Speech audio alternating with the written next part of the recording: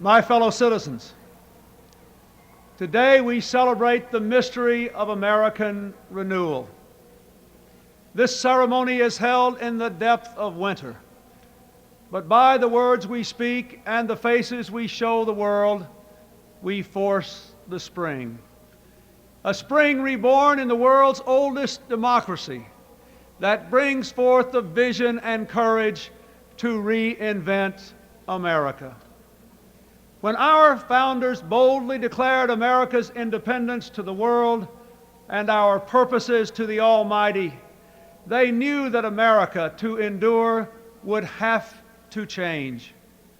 Not change for change's sake, but change to preserve America's ideals: life, liberty, the pursuit of happiness. Though we march to the music of our time, our mission is timeless. Each generation of Americans must define what it means to be an American. On behalf of our nation, I salute my predecessor, President Bush, for his half-century of service to America.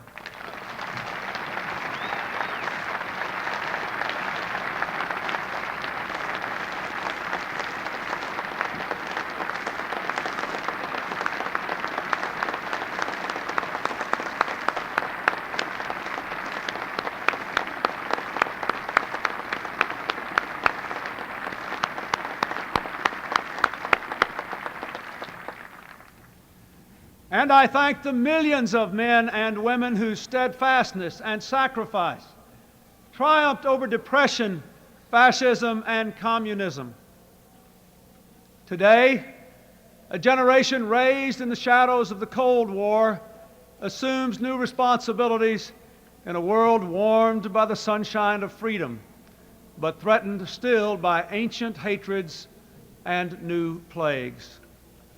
Raised in unrivaled prosperity, we inherit an economy that is still the world's strongest, but is weakened by business failures, stagnant wages, increasing inequality, and deep divisions among our own people.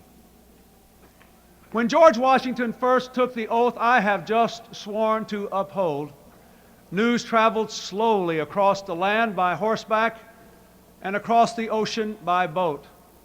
Now the sights and sounds of this ceremony are broadcast instantaneously to billions around the world. Communications and commerce are global. Investment is mobile. Technology is almost magical. And ambition for a better life is now universal. We earn our livelihood in America today in peaceful competition with people all across the earth. Profound and powerful forces are shaking and remaking our world. And the urgent question of our time is whether we can make change our friend and not our enemy. This new world has already enriched the lives of millions of Americans who are able to compete and win in it. But when most people are working harder for less, when others cannot work at all, when the cost of health care devastates families and threatens to bankrupt our enterprises great and small, when the fear of crime robs law-abiding citizens of their freedom, and when millions of poor children cannot even imagine the lives we are calling them to lead, we have not made change our friend. We know we have to face hard truths and take strong steps, but we have not done so. Instead, we have drifted, and that drifting has eroded our resources, fractured our economy, and shaken our confidence. Though our challenges are fearsome, so are our strengths.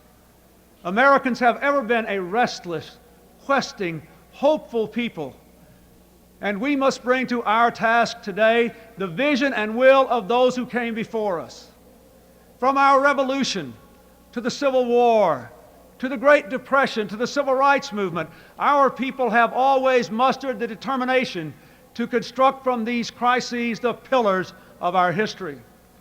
Thomas Jefferson believed that to preserve the very foundations of our nation, we would need dramatic change from time to time.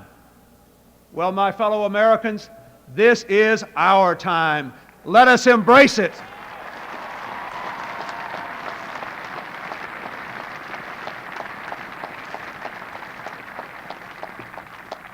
Our democracy must be not only the envy of the world, but the engine of our own renewal. There is nothing wrong with America that cannot be cured by what is right with America.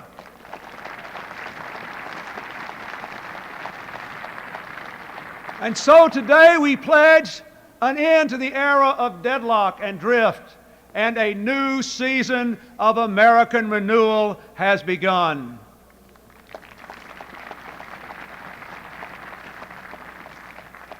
To renew America, we must be bold. We must do what no generation has had to do before. We must invest more in our own people, in their jobs, and in their future, and at the same time, cut our massive debt. And we must do so in a world in which we must compete for every opportunity. It will not be easy. It will require sacrifice. But it can be done and done fairly. Not choosing sacrifice for its own sake, but for our own sake. We must provide for our nation the way a family provides for its children. Our founders saw themselves in the light of posterity. We can do no less. Anyone who has ever watched a child's eyes wander into sleep knows what posterity is. Posterity is the world to come, the world for whom we hold our ideals, from whom we have borrowed our planet, and to whom we bear sacred responsibility. We must do what America does best, offer more opportunity to all, and demand more responsibility from all.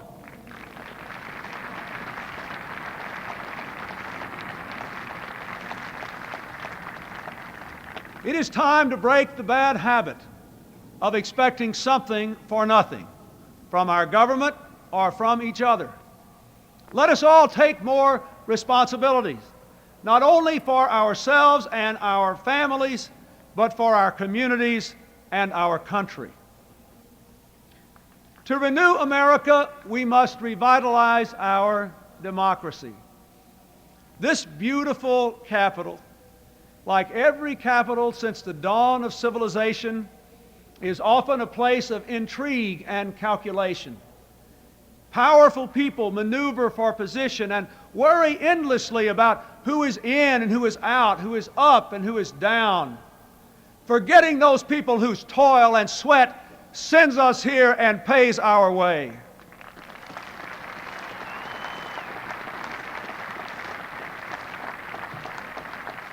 Americans deserve better. And in this city today, there are people who want to do better. And so I say to all of you here, let us resolve to reform our politics so that power and privilege no longer shout down the voice of the people. Let us put aside personal advantage so that we can feel the pain and see the promise of America. Let us resolve to make our government a place for what Franklin Roosevelt called bold, persistent experimentation, a government for our tomorrows, not our yesterdays. Let us give this capital back to the people to whom it belongs.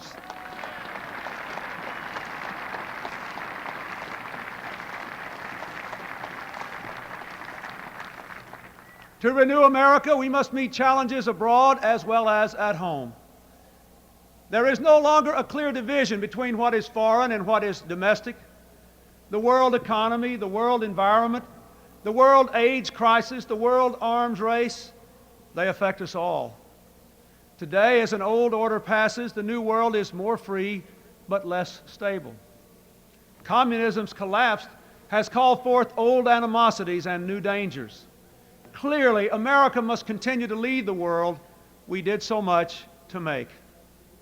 While America rebuilds at home, We will not shrink from the challenges nor fail to seize the opportunities of this new world. Together with our friends and allies, we will work to shape change lest it engulf us. When our vital interests are challenged or the will and conscience of the international community is defied, we will act. With peaceful diplomacy whenever possible, with force when necessary. The brave Americans serving our nation today in the Persian Gulf, in Somalia, and wherever else they stand are testament to our resolve. But our greatest strength is the power of our ideas, which are still new in many lands. Across the world, we see them embraced and we rejoice. Our hopes, our hearts, our hands are with those on every continent who are building democracy and freedom. Their cause is America's cause.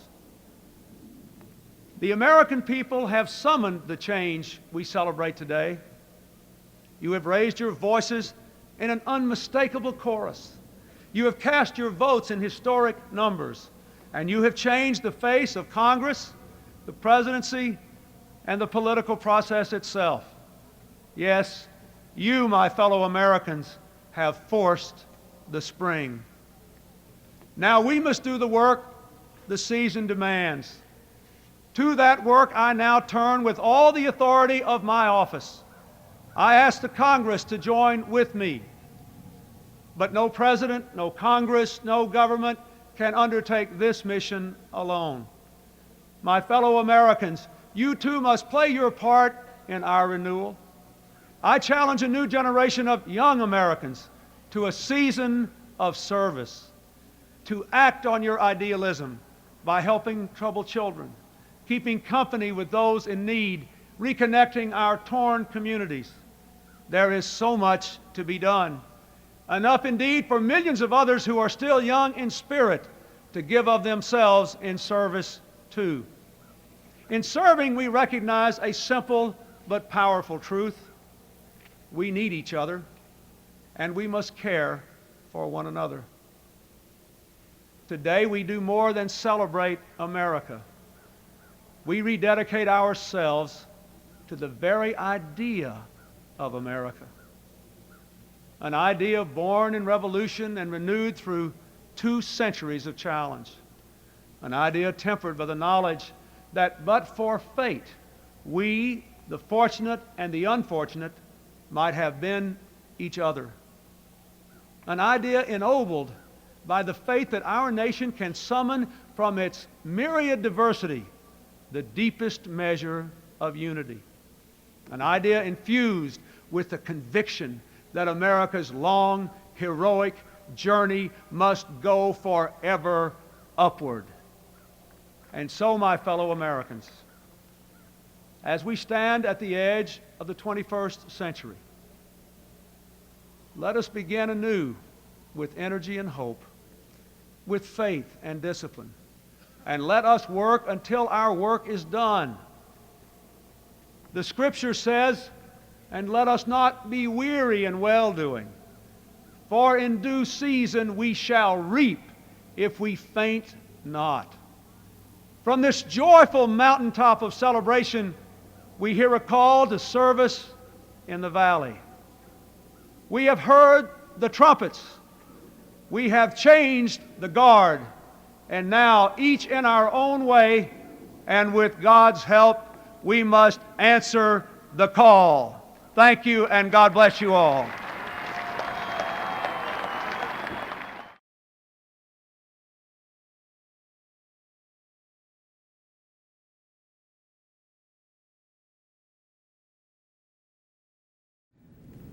Thank you very much.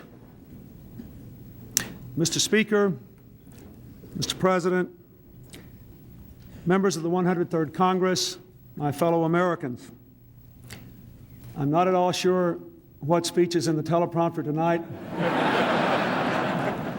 but I hope we can talk about the State of the Union. I ask you to begin by recalling the memory of the giant who presided over this chamber with such force and grace. Tip O'Neill liked to call himself a man of the house, and he surely was that. But even more, he was a man of the people, a bricklayer's son who helped to build the great American middle class. Tip O'Neill never forgot who he was, where he came from, or who sent him here. Tonight he's smiling down on us for the first time from the Lord's gallery. But in his honor, may we too always remember who we are, where we come from, and who sent us here.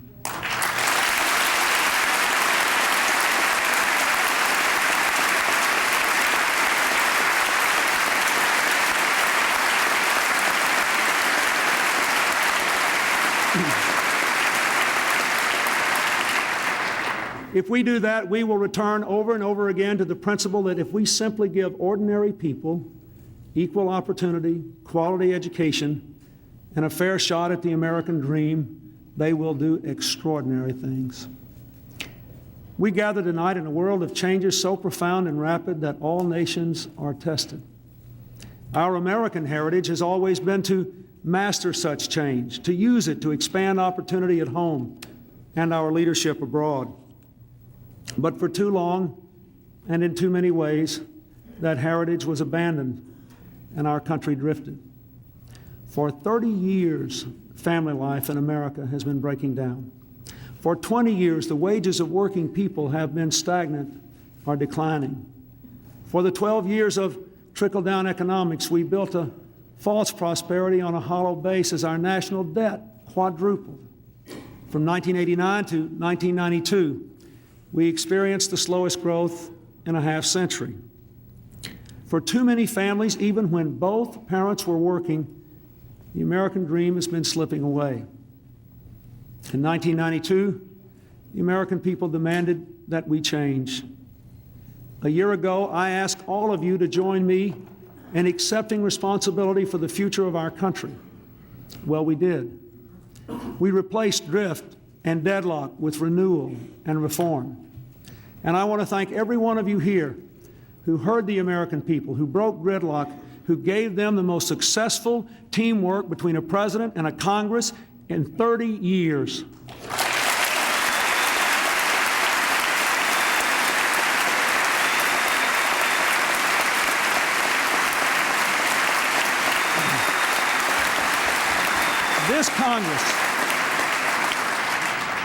This Congress produced a budget that cut the deficit by $500 billion, cut spending, and raised income taxes on only the wealthiest Americans.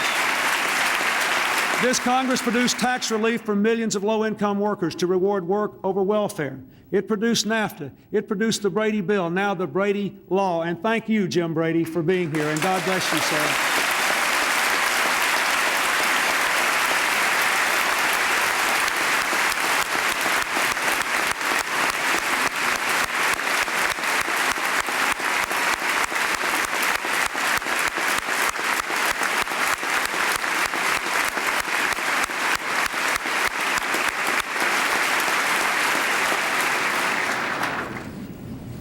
This Congress produced tax cuts to reduce the taxes of 9 out of 10 small businesses who use the money to invest more and create more jobs. It produced more research and treatment for AIDS, more childhood immunizations, more support for women's health research, more affordable college loans for the middle class, a new national service program for those who want to give something back to their country and their communities for higher education, a dramatic increase in high-tech investments to move us from a defense to a domestic high-tech economy.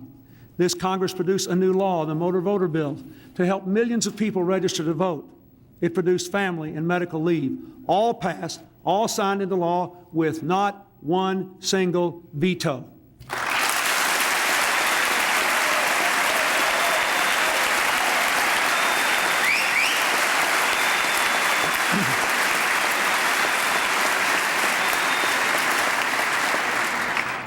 These accomplishments were all commitments I made when I sought this office, and in fairness, they all had to be passed by you and this Congress.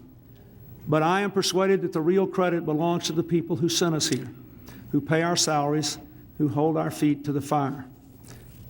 But what we do here is really beginning to change lives. Let me just give you one example. I will never forget what the family and medical leave law meant to just one father I met early one Sunday morning in the White House. It was unusual to see a family there touring early Sunday morning, but he had his wife and his 3 children there, one of them in a wheelchair. I came up, and after we had our picture taken and had a little visit, I was walking off, and that man grabbed me by the arm and he said, "Mr. President, let me tell you something. My little girl here is desperately ill. She's probably not going to make it. But because of the family leave law, I was able to take time off to spend with her, the most important time I ever spent in my life, without losing my job and hurting the rest of my family. It means more to me than I will ever be able to say. Don't you people up here ever think what you do doesn't make a difference. It does."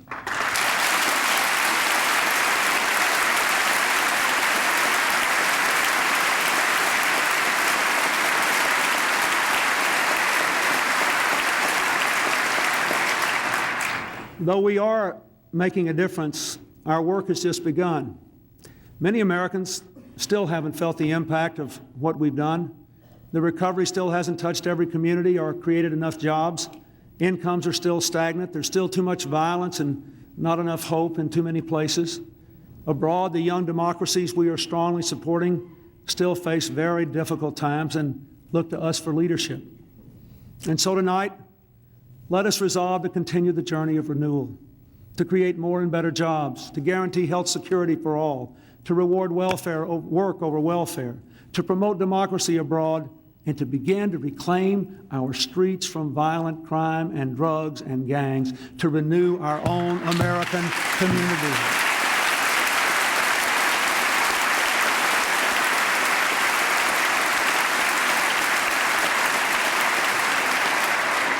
Last year, we began to put our house in order by tackling the budget deficit that was driving us toward bankruptcy. We cut $255 billion in spending, including entitlements, and over 340 separate budget items.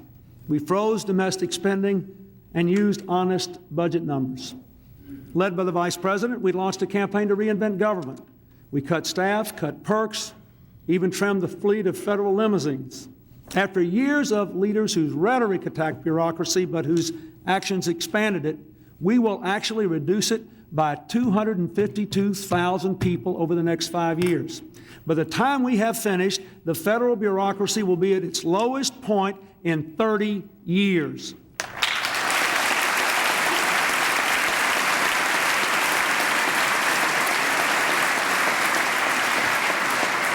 Because the deficit was so large, and because they benefited from tax cuts in the 1980s, we did ask the wealthiest Americans to pay more to reduce the deficit. So on April the 15th, the American people will discover the truth about what we did last year on taxes. Only the top 1.2% of Americans, as I said all along, will pay higher income tax rates. Let me repeat, only the wealthiest 1.2% of Americans will face higher income tax rates, and no one else will, and that is the truth.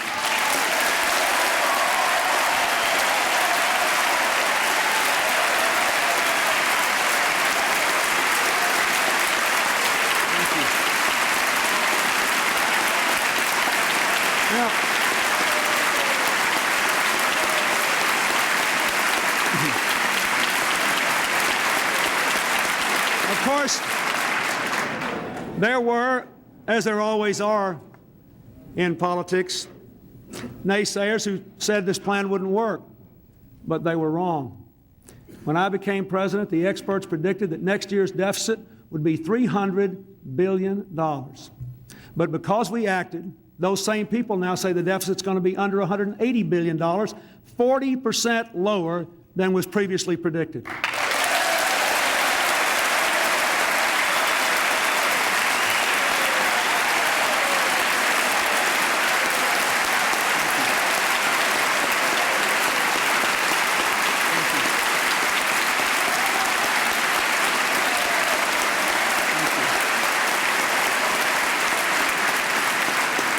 Our economic program has helped to produce the lowest core inflation rate and the lowest interest rates in 20 years. And because those interest rates are down, business investment in equipment is growing at 7 times the rate of the previous 4 years. Auto sales are way up. Home sales at a record high. Millions of Americans have refinanced their homes, and our economy has produced 1.6 million private sector jobs in 1993, more than were created in the previous 4 years combined.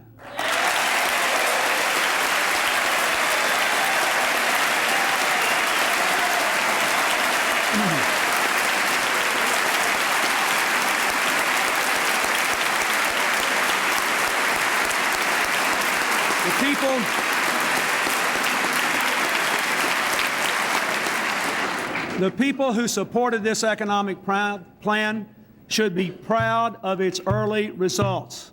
Proud. But everyone in this chamber should know and acknowledge that there is more to do.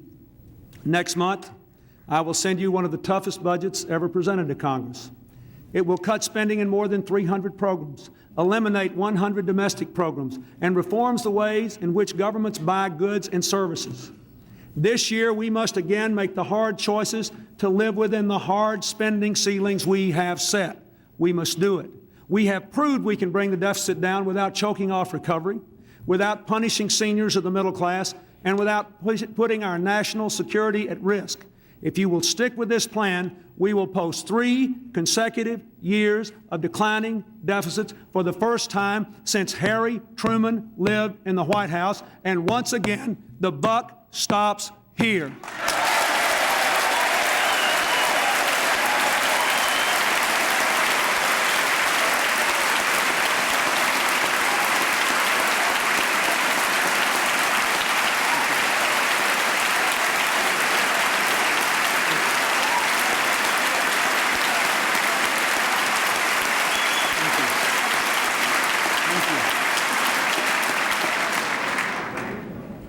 Our economic plan also bolsters our strength and our credibility around the world.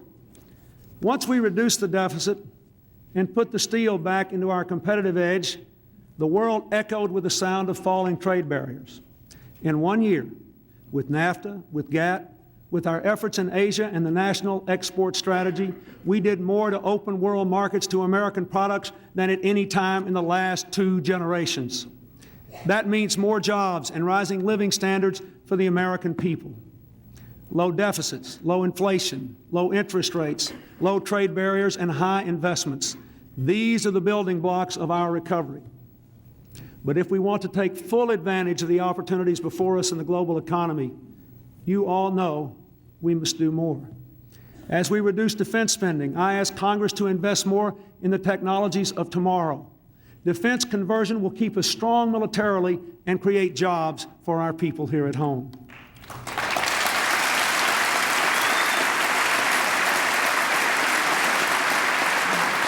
As we protect our environment, we must invest in the environmental technologies of the future, which will create jobs.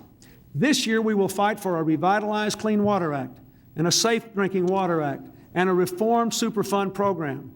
And the Vice President is right.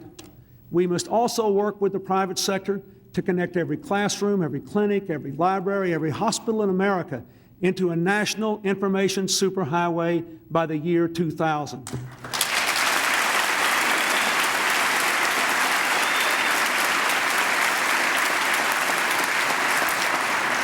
Think of it. Instant access to information will increase productivity, will help to educate our children, it will provide better medical care, it will create jobs. And I call on the Congress to pass legislation to establish that information superhighway this year.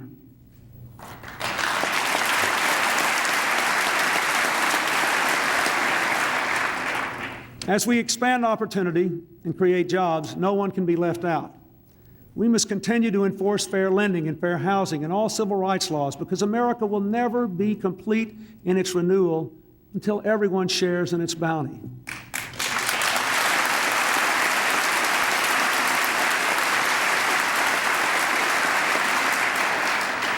But we all know, too, we can do all these things.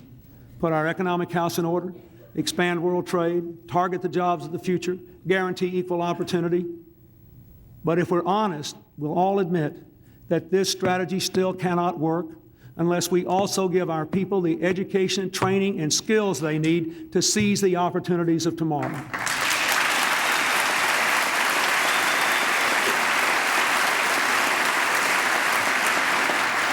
We must set tough, world-class academic and occupational standards for all our children and give our teachers and students the tools they need to meet them.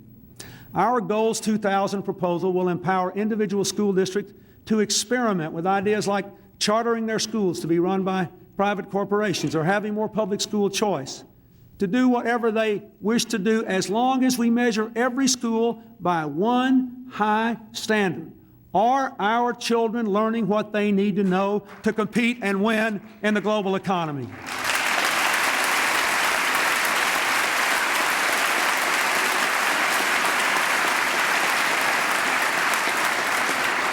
Goals 2000 links world-class standards to grassroots reforms, and I hope Congress will pass it without delay.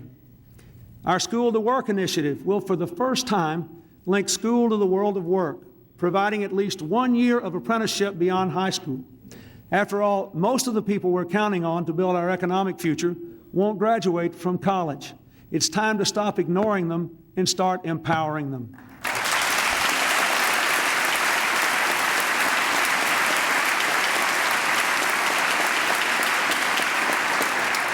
We must literally transform our outdated unemployment system into a new re-employment system.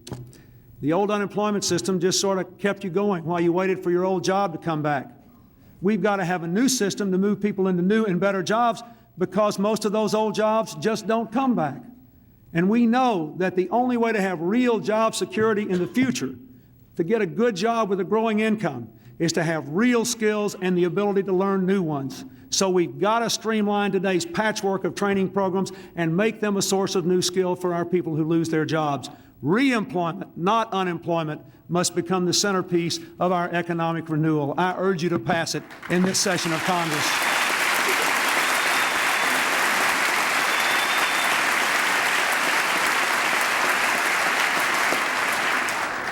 And just as we must transform our unemployment system, so must we also revolutionize our welfare system. It doesn't work. It defies our values as a nation. If we value work, we can't justify a system that makes welfare more attractive than work if people are worried about losing their health care.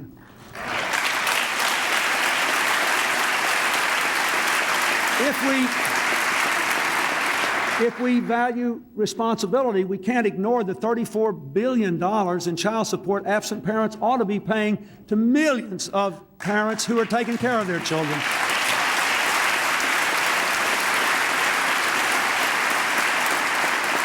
If we value strong families, we can't perpetuate a system that actually penalizes those who stay together. Can you believe that a child who has a child gets more money from the government for leaving home than for staying home with a parent or a grandparent?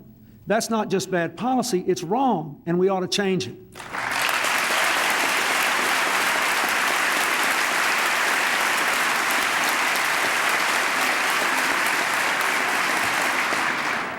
I worked on this problem for years before I became president, with other governors and with members of Congress of both parties and with the previous administration of another party. I worked on it with people who were on welfare, lots of them. And I want to say something to everybody here who cares about this issue. The people who most want to change this system are the people who are dependent on it. They want to get off welfare, they want to go back to work, they want to do right by their kids. I once had a hearing when I was a governor, and I brought in people on welfare from all over America who had found their way to work. And the woman from my state who testified was asked this question. She said, "What's the best thing about being off welfare in a job?" And without blinking an eye, she looked at 40 governors and she said, "When my boy goes to school and they say, 'What does your mother do for a living?' he can give an answer."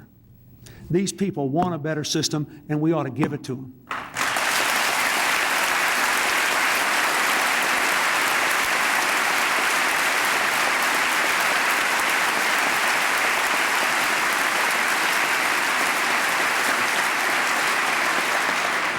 Last year we began this.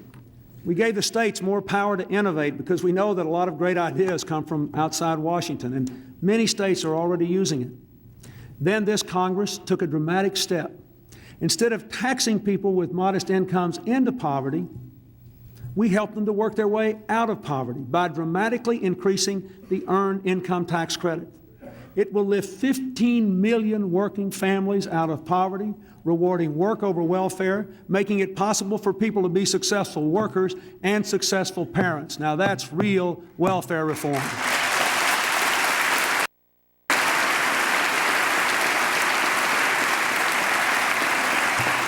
But there is more to be done.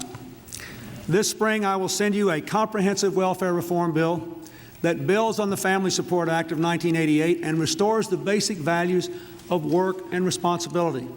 We'll say to teenagers, if you have a child out of wedlock, we'll no longer give you a check to set up a separate household. We want families to stay together. Say to absent parents who aren't paying their child support, if you're not providing for your children, we'll garnish your wages, suspend your license, track you across state lines, and if necessary, make some of you work off what you owe. People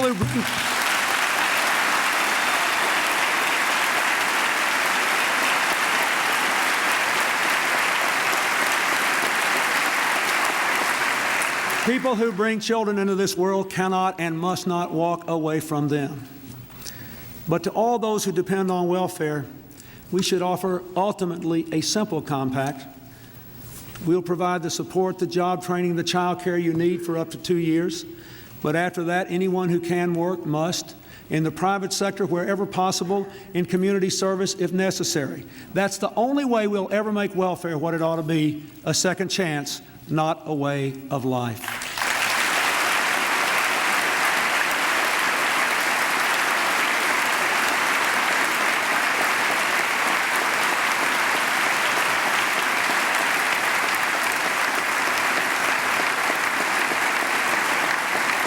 Now, thank you.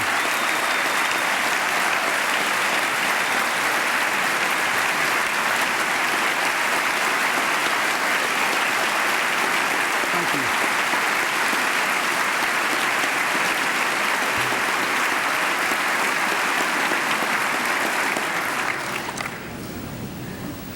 I know it will be difficult to tackle welfare reform in 1994 at the same time we tackle health care. But let me point out, I think it is inevitable and imperative. It is estimated that 1 million people are on welfare today because it's the only way they can get health care coverage for their children. Those who choose to leave welfare for jobs without health benefits, and many entry-level jobs don't have health benefits, find themselves in the incredible position of paying taxes that help to pay for health care coverage for those who made the other choice to stay on welfare. No wonder people leave work and go back to welfare to get health care coverage. We got to solve the health care problem to have real welfare reform.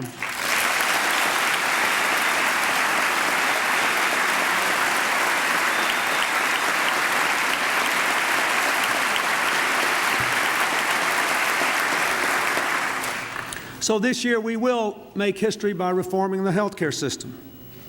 And I would say to you, all of you, my fellow public servants, this is another issue where the people are way ahead of the politicians. That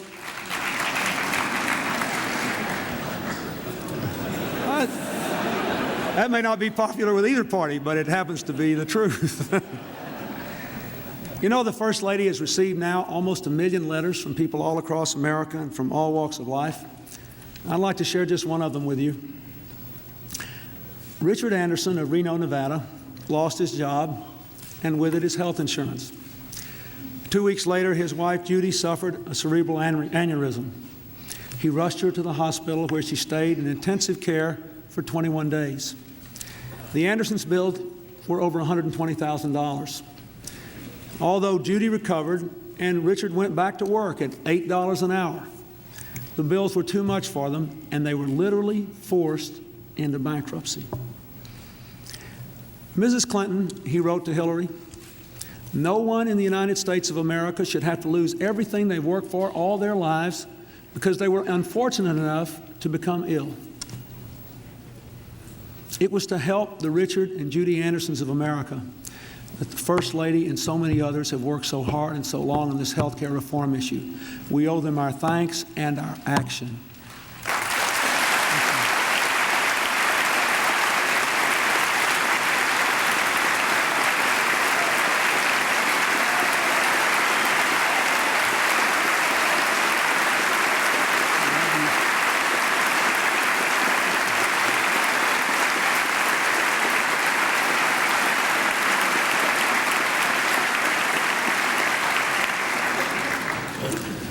I know there are people here who say there's no health care crisis. Tell it to Richard and Judy Anderson. Tell it to the 58 million Americans who have no coverage at all for some time each year. Tell it to the 81 million Americans with those pre-existing conditions. Those folks are paying more, or they can't get insurance at all, or they can't ever change their jobs because they or someone in their family has one of those pre-existing conditions. If you tell it to the small businesses burdened by skyrocketing costs of insurance, most small businesses cover their employees and they pay on average 35% more in premiums than big businesses or government.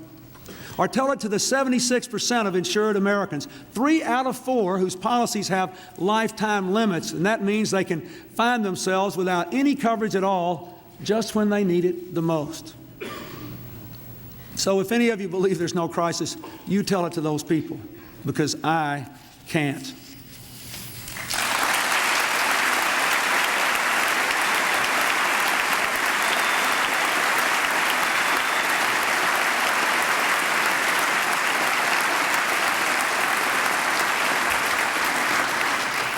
There are some people who literally do not understand the impact of this problem on people's lives. But all you have to do is go out and listen to them. Just go talk to them anywhere, in any congressional district in this country. They're Republicans and Democrats and independents. It doesn't have a lick to do with party. They think we don't get it. And it's time we show them that we do get it.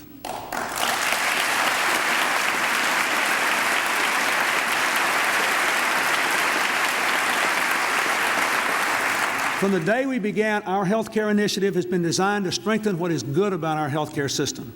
The world's best health care professionals, cutting-edge research, and wonderful research institutions.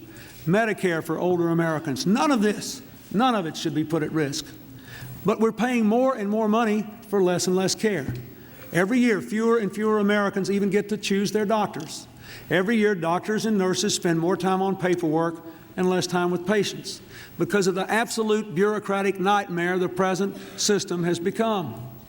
This system is riddled with inefficiency, with abuse, with fraud, and everybody knows it. In today's healthcare system, insurance companies call the shots. They pick whom they cover and how they cover them. They can cut off your benefits when you need your coverage the most. They are in charge. What does it mean? It means every night millions of well-insured Americans go to bed just an illness, an accident, or a pink slip away from having no coverage or financial ruin. It means every morning millions of Americans go to work without any health insurance at all, something the workers in no other advanced country in the world do. It means that every year more and more hardworking people are told to pick a new doctor because their boss has had to pick a new plan. And countless others turn down better jobs because they know if they take the better job, they'll lose their health insurance. If we just let the health care system continue to drift, our country will have people with less care, fewer choices, and higher bills. Now, our approach protects the quality of care and people's choices. It builds on what works today in the private sector to expand employer-based coverage to guarantee private insurance for every American. And I might say, employer-based private insurance for every American was proposed 20 years ago by President Richard Nixon to the United States Congress. It was a good idea then, and it's a better idea today.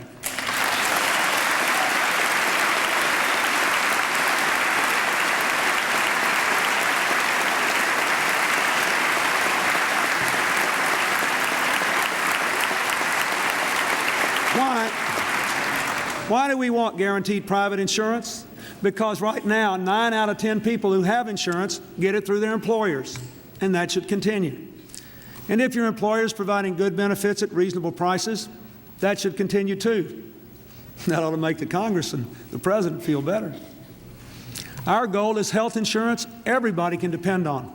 Comprehensive benefits that cover preventive care and prescription drugs. Health premiums that don't just explode when you get sick or you get older.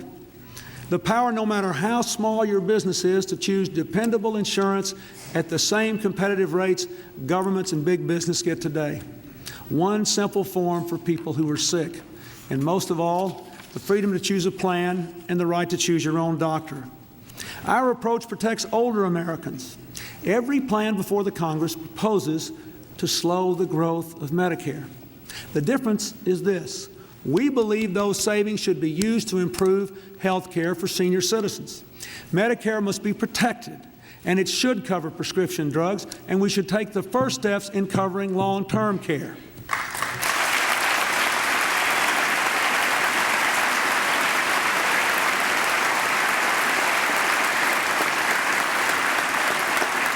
To those who would cut Medicare without protecting seniors, I say the solution to today's squeeze on middle-class working people's health care is not to put the squeeze on middle-class retired people's health care. We can do better than that. When it's all said and done, it's pretty simple to me. Insurance ought to mean what it used to mean. You pay a fair price for security, and when you get sick, health care is always there, no matter what. Along with the guarantee of health security, we all have to admit, too, there must be more responsibility on the part of all of us in how we use this system. People have to take their kids to get immunized. We should all take advantage of preventive care. We must all work together to stop the violence that explodes our emergency rooms. We have to practice better health habits, and we can't abuse the system. And those who don't have insurance under our approach will get coverage, but they'll have to pay something for it, too. The minority of businesses that provide no insurance at all, and in so doing, shift the cost of the care of their employees to others, should contribute something. People who smoke should pay more for a pack of cigarettes. Everybody can contribute something if we want to solve the health care crisis. There can't be any more something for nothing. It will not be easy, but it can be done.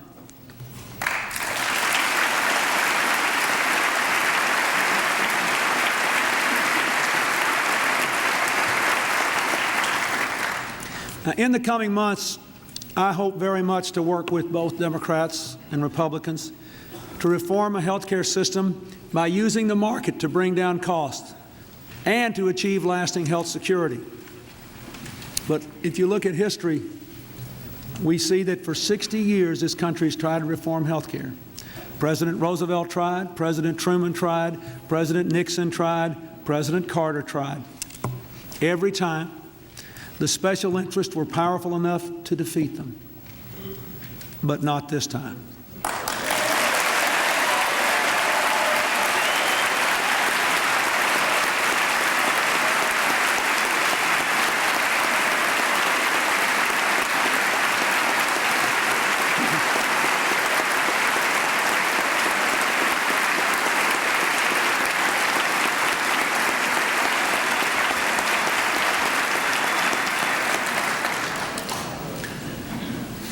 I know that facing up to these interests will require courage.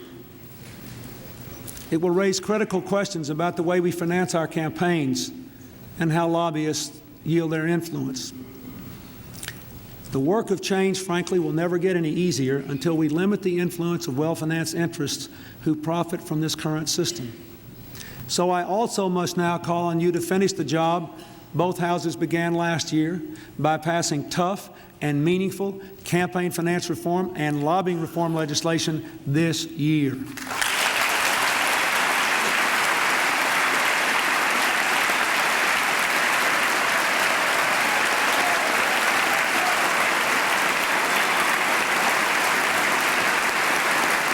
Thank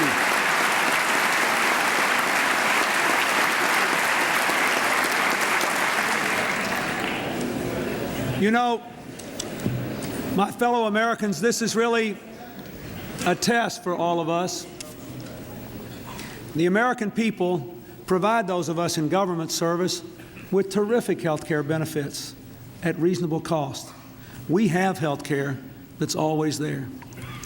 I think we need to give every hardworking, tax-paying American the same health care security they have already given to us.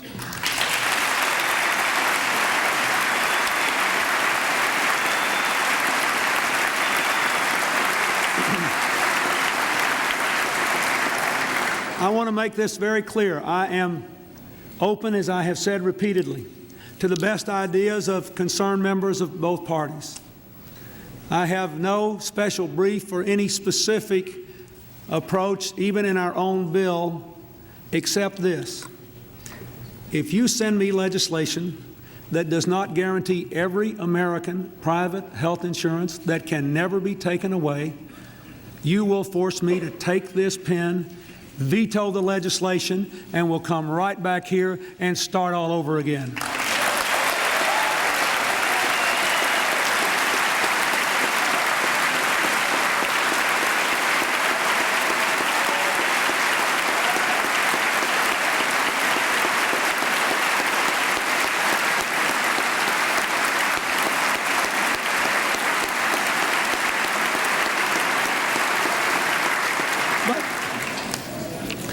But I don't think that's going to happen. I think we're ready to act now.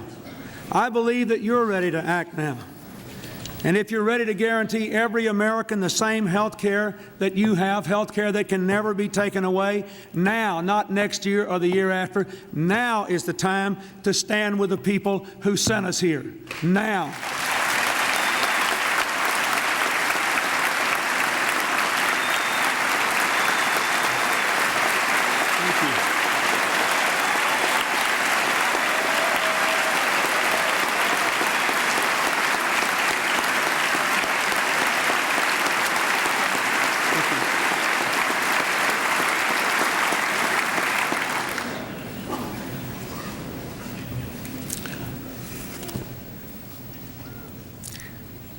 As we take these steps together to renew our strength at home, we cannot turn away from our obligation to renew our leadership abroad.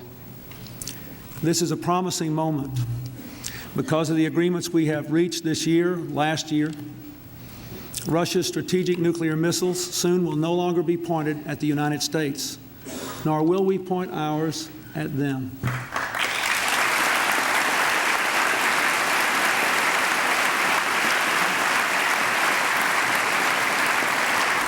Instead of building weapons in space, Russian scientists will help us to build the International Space Station.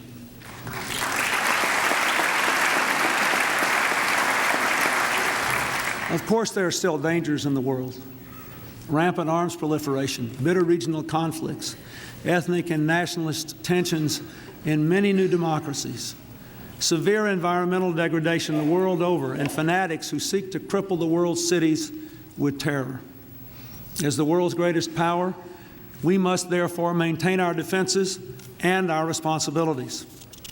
This year, we secured indictments against terrorists and sanctions against those who harbor them. We worked to promote environmentally sustainable economic growth. We achieved agreements with Ukraine, with Belarus, with Kazakhstan to eliminate completely their nuclear arsenals. We're working to achieve a Korean peninsula free of nuclear weapons. We will seek early ratification of a treaty to ban chemical weapons worldwide. And earlier today, we joined with over 30 nations to begin negotiations on a comprehensive ban to stop all nuclear testing.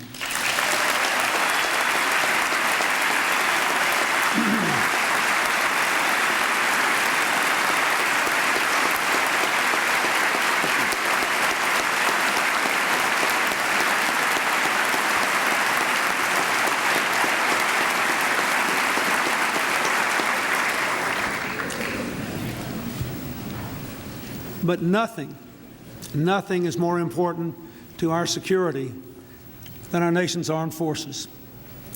We honor their contributions, including those who are carrying out the longest humanitarian airlift in history in Bosnia.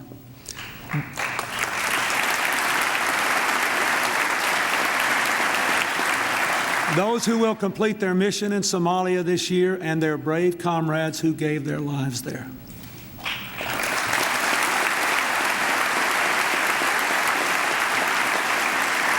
Our forces are the finest military our nation has ever had, and I have pledged that as long as I am president, they will remain the best equipped, the best trained, and the best prepared fighting force on the face of the earth.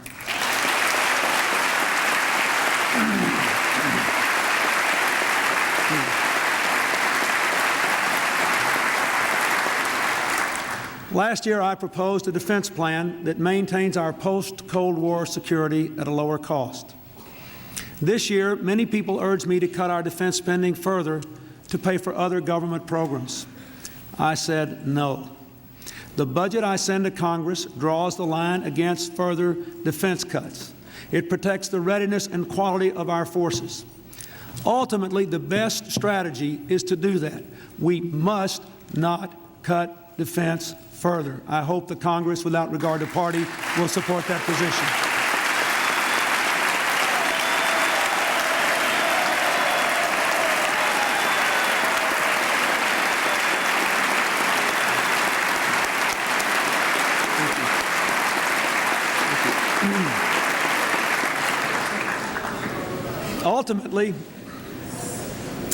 Ultimately, the best strategy to ensure our security and to build a durable peace is to support the advance of democracy elsewhere.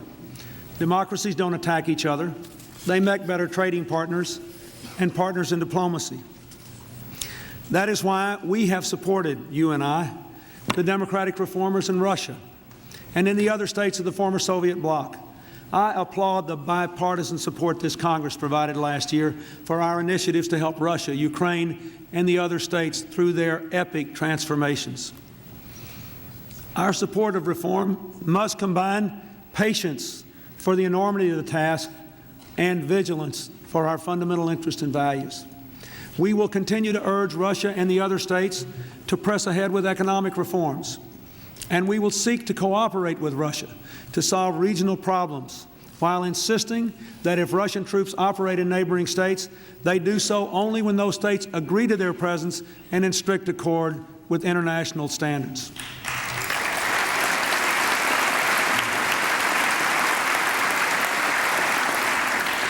But we must also remember, as these nations chart their own futures, and they must chart their own futures, how much more secure and more prosperous our own people will be if democratic and market reforms succeed all across the former communist bloc.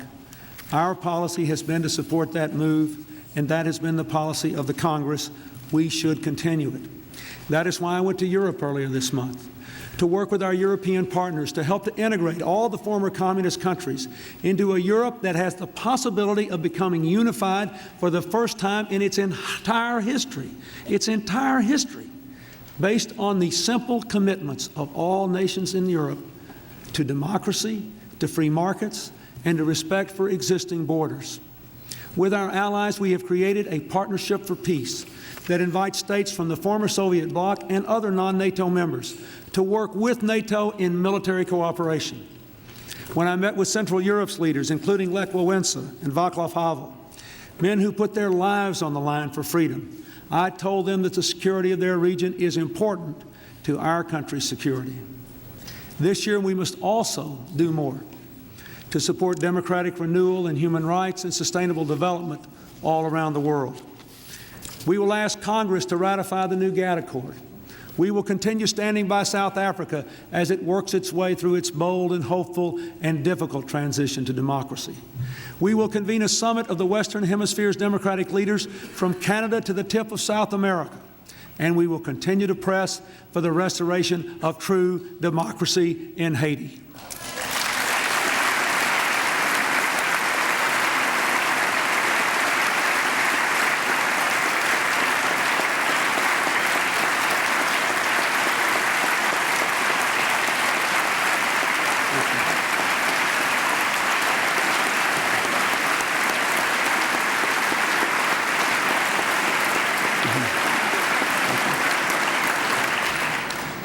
And as we build a more constructive relationship with China, we must continue to insist on clear signs of improvement in that nation's human rights record.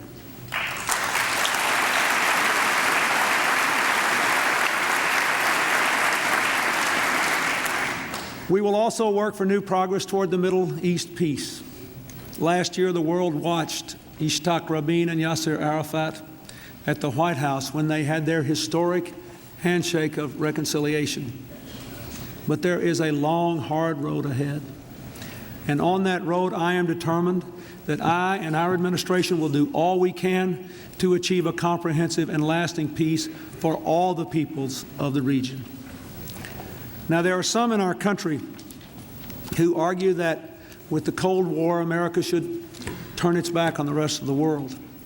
Many around the world were afraid we would do just that. But I took this office on a pledge that had no partisan tinge to keep our nation secure by remaining engaged in the rest of the world.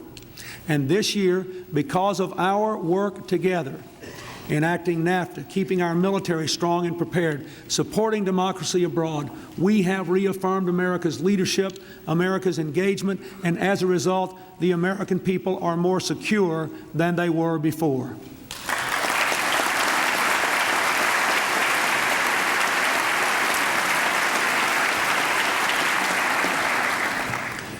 But while Americans are more secure from threats abroad, I think we all know that in many ways we are less secure from threats here at home. Every day the national peace is shattered by crime. In Petaluma, California, an innocent slumber party gives way to agonizing tragedy for the family of Polly Klaas. An ordinary train ride on Long Island ends in a hail of 9mm rounds. A tourist in Florida is nearly burned alive by bigots simply because he is black. Right here in our nation's capital, a brave young man named Jason White, a policeman, the son and grandson of policemen, is ruthlessly gunned down. Violent crime and the fear it provokes are crippling our society, limiting personal freedom, and fraying the ties that bind us. The crime bill before Congress gives you a chance to do something about it, a chance to be tough and smart. What does that mean? Let me begin by saying I care a lot about this issue. Many years ago, when I started out in public life, I was the Attorney General of my state. I served as a governor for 12 years. I know what it's like to sign laws increasing penalties, to build more prison cells, to carry out the death penalty. I understand this issue, and it is not a simple thing. First, we must recognize that most violent crimes are committed by a small percentage of criminals who too often break the laws even when they're on parole. Now, those who commit crimes should be punished, and those who commit repeated violent crimes should be told, when you commit a third violent crime, you will be put away and put away for good. 3 strikes and you are out.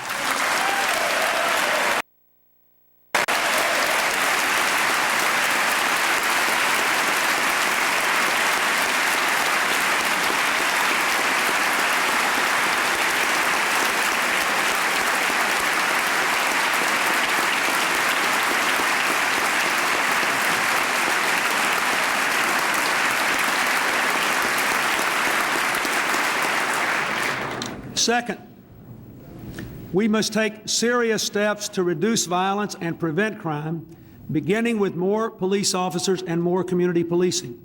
We know right now that police who work the streets, know the folks, have the respect of the neighborhood kids, focus on high crime areas. We know that they are more likely to prevent crime as well as catch criminals.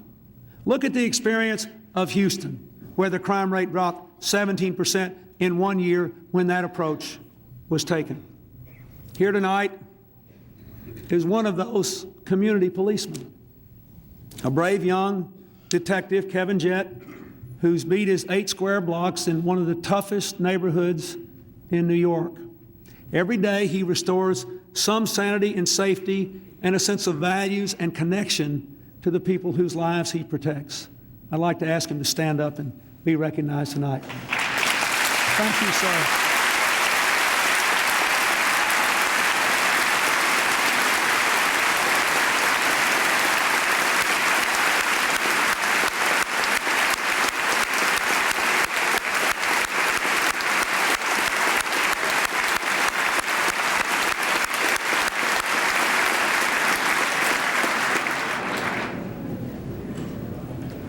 You will be given a chance to give the children of this country, the law-abiding working people of this country, and don't forget, in the toughest neighborhoods in this country, in the highest crime neighborhoods in this country, the vast majority of people get up every day and obey the law, pay their taxes, do their best to raise their kids. They deserve people like Kevin Jett.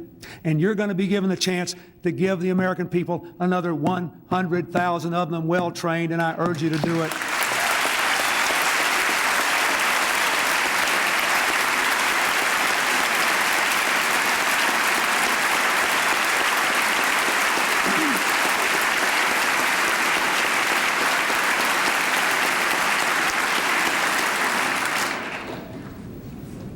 You have before you crime legislation which also establishes a police corps to encourage young people to get an education, pay it off by serving as police officers, which encourages retiring military personnel to move into police forces, an inordinate resource for our country.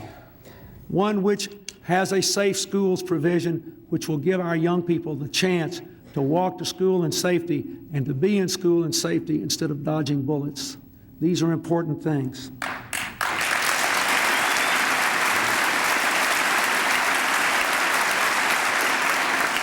The third thing we have to do is to build on the Brady Bill, the Brady Law, to take further steps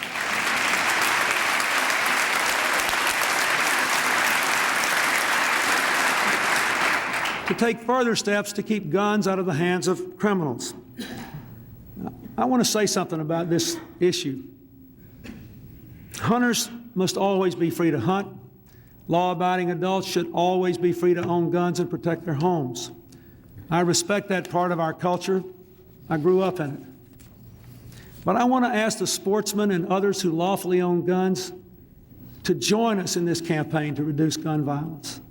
I say to you, I know you didn't create this problem, but we need your help to solve it. There is no sporting purpose on earth that should stop the United States Congress from banishing assault weapons that outgun police and cut down children.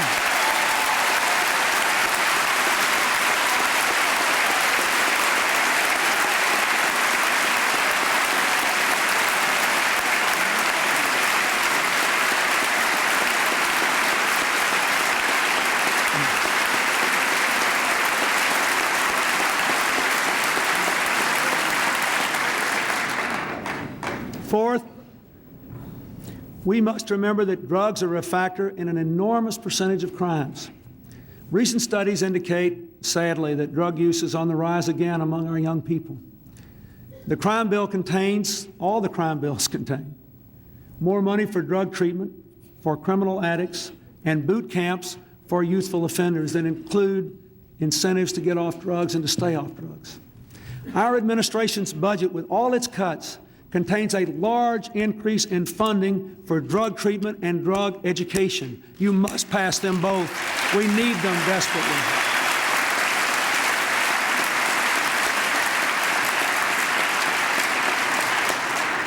My fellow Americans, the problem of violence is an American problem. It has no partisan or philosophical element. Therefore, I urge you to find ways as quickly as possible to set aside partisan differences and pass a strong, smart, tough crime bill.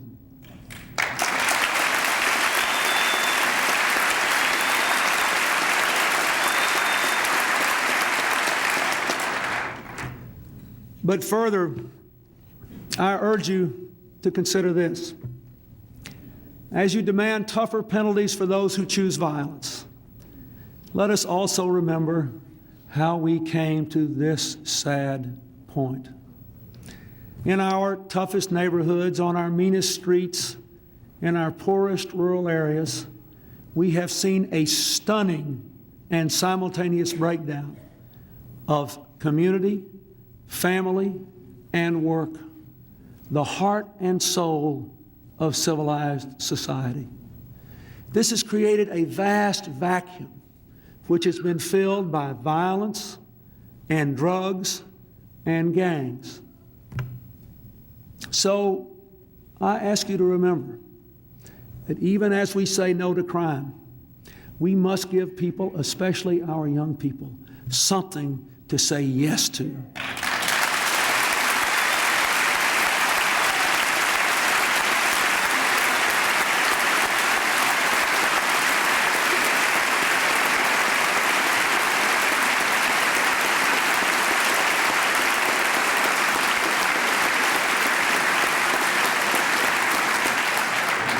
Many of our initiatives, from job training to welfare reform to health care to national service, will help to rebuild distressed communities, to strengthen families, to provide work.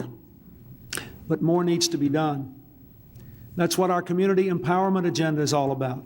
Challenging businesses to provide more investment through empowerment zones, ensuring banks will make loans in the same communities their deposits come from, passing legislation to unleash the power of capital through community development banks to create jobs, opportunity and hope where they're needed most.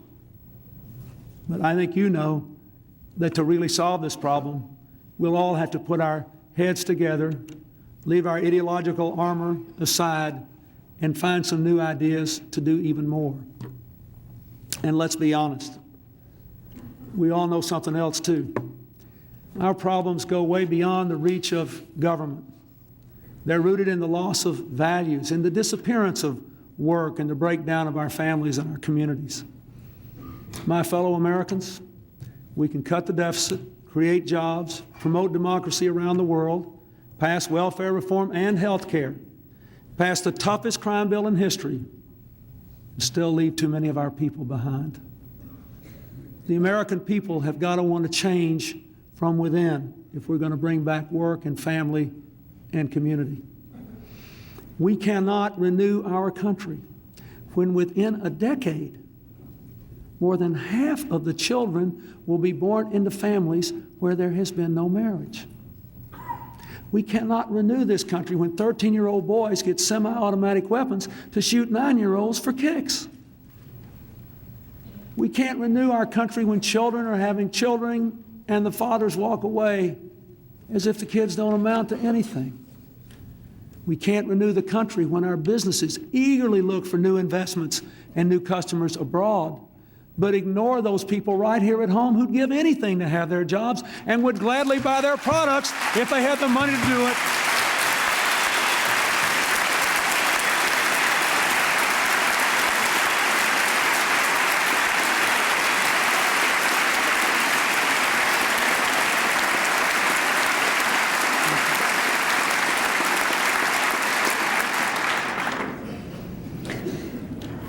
We can't renew our country unless more of us, I mean all of us, are willing to join the churches and the other good citizens.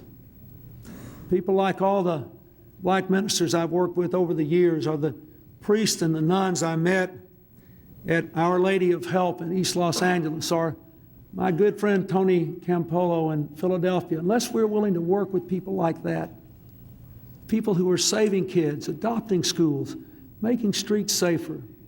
All of us can do that. We can't renew our country until we realize that governments don't raise children, parents do.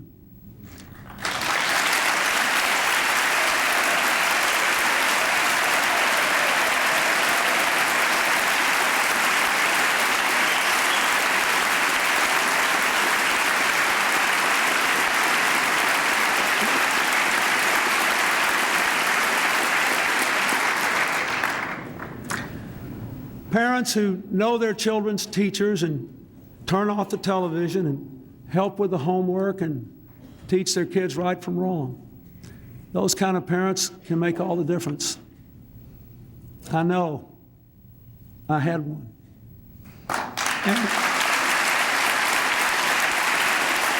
And I'm telling you, we have got to stop pointing our fingers at these kids who have no future and reach our hands out to them. Our country needs it, we need it, and they deserve it.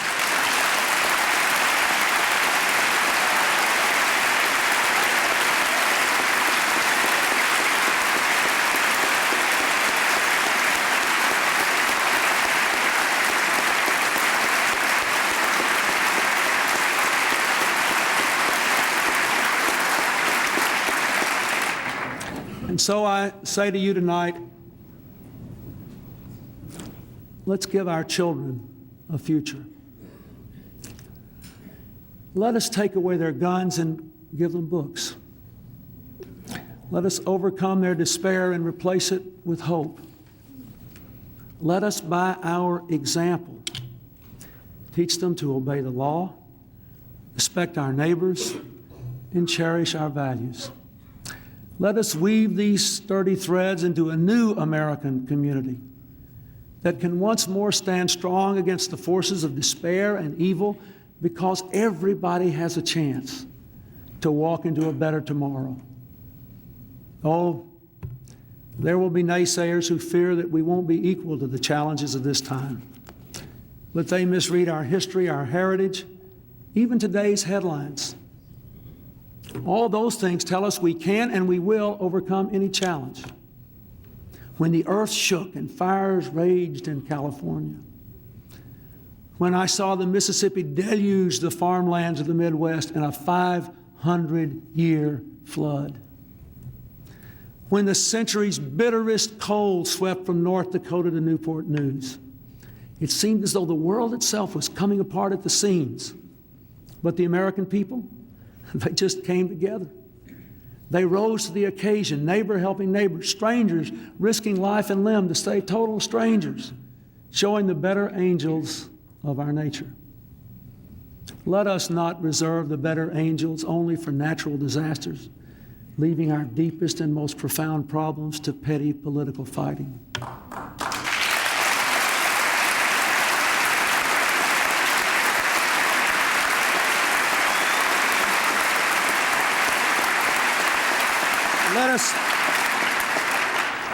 Let us instead be true to our spirit, facing facts, coming together, bringing hope, and moving forward. Tonight, my fellow Americans, we are summoned to answer a question as old as the Republic itself. What is the state of our union? It is growing stronger, but it must be stronger still. With your help and God's help, it will be. Thank you, and God bless America.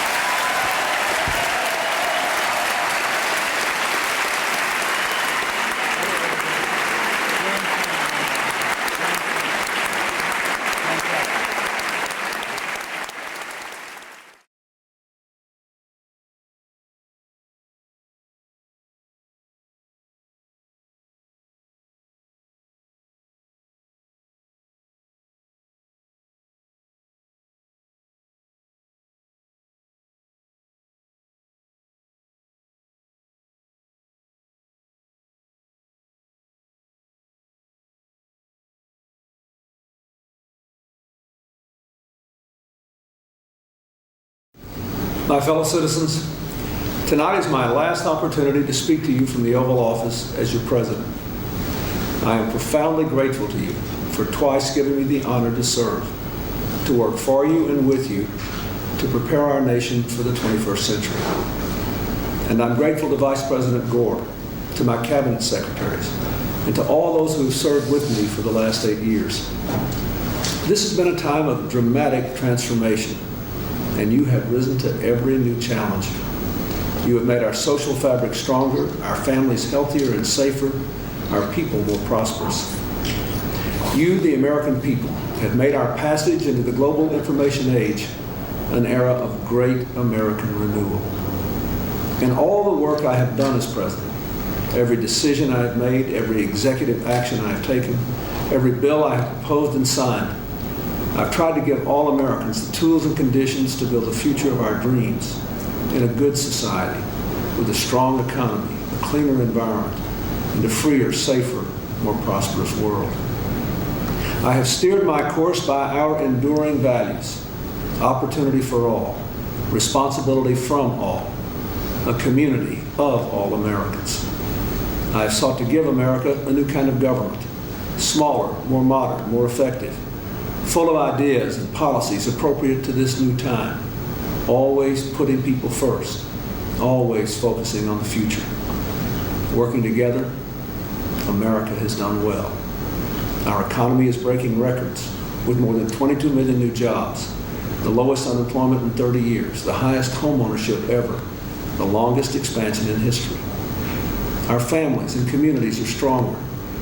35 million Americans have used the family leave law.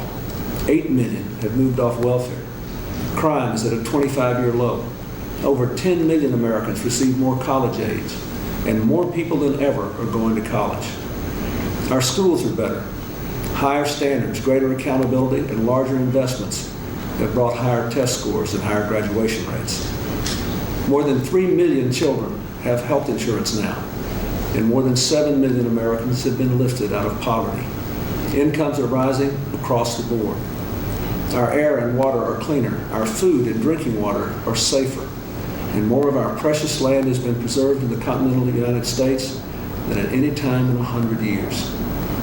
America has been a force for peace and prosperity in every corner of the globe.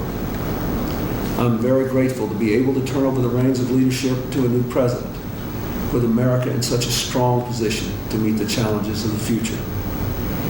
Tonight, I want to leave you with 3 thoughts about our future. First, America must maintain our record of fiscal responsibility. Through our last 4 budgets, we've turned record deficits to record surpluses, and we've been able to pay down $600 billion of our national debt, on track to be debt-free by the end of the decade for the first time since 1835. Staying on that course will bring lower interest rates, greater prosperity, and the opportunity to meet our big challenges. If we choose wisely, we can pay down the debt, deal with the retirement of the baby boomers, invest more in our future, and provide tax relief. Second, because the world is more connected every day in every way, America's security and prosperity require us to continue to lead in the world. At this remarkable moment in history, more people live in freedom than ever before. Our alliances are stronger than ever. People all around the world look to America to be a force for peace and prosperity, freedom and security.